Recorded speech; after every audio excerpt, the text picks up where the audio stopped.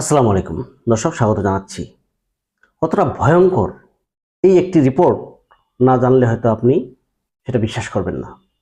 কতটা ভয়ঙ্কর ছিল সেই গত 15 বছর। আবু সুফিয়ান, তিনি আমার শ্রদ্ধাভাজন, আমার একসময়ের কলিগ এবং একজন সাংবাদিক, জ্যেষ্ঠ সাংবাদিক। তিনি ক্রাইম বিটে কাজ করেছেন দীর্ঘদিন, কথিত যশা সাংবাদিক বলা যায় তিনি। অবশ্যই তিনি একটি রিপোর্ট করেছেন। রিপোর্টের শিরোনাম হচ্ছে বিনা বিচারে 6 বছর জেলে মানারাত বিশ্ববিদ্যালয়ের 2 ছাত্রী। বিনা বিচারে।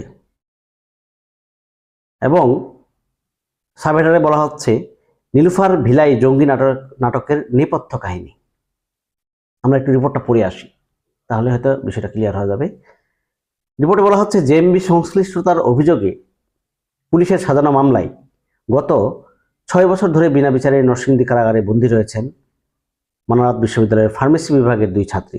2018 সালে ছাত্রী মেস থেকে উঠিয়ে নরসিংদীর নীলুফার ভিলাই নিয়ে জঙ্গি নাটক মঞ্চস্থ করে counter terrorism and transnational crime unit CTTC.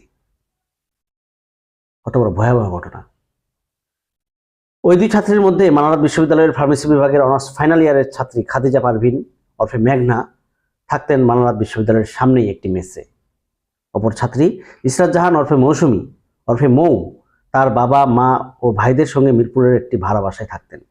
স্বজনদের কাছ থেকে জানা গেছে সিটিটিসির লোকজন প্রথমে মেস থেকে মেঘনাকে তুলে নেয়, পরে মেঘনাকে দিয়ে অপর ছাত্রী মৌকে ডেকে নিয়ে নরসিংদীর নীলুফার ভিলাই নিয়ে জঙ্গি নাটক সাজায়।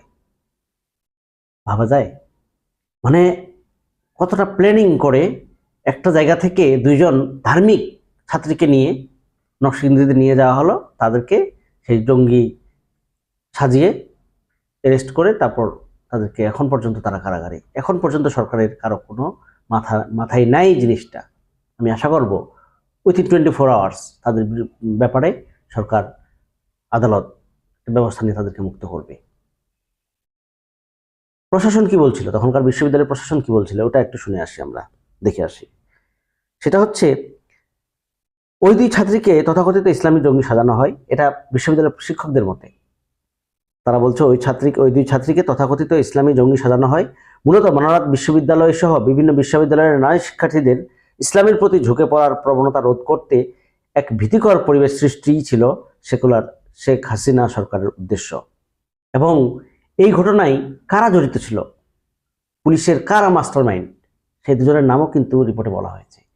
এই 2জন হলেন সিটিটিসির সাবেক 2 প্রধান, বর্তমানে পলাতক পুলিশ কর্মকর্তা মনিরুল ইসলাম, এবং